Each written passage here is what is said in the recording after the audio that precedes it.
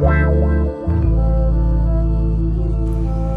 guys, so I'm gonna show you how to make a Dom Petro. So a Dom Petro is an amazing drink that you make either using some kind of whiskey, I'm not sure what the name is, or you actually use Amarula and ice cream. So I'm gonna use Amarula and ice cream. So what I'm gonna use is the triple caramel that is from Woolies. So that is the lid right there, can you see? Yeah, so that's what I'm going to use.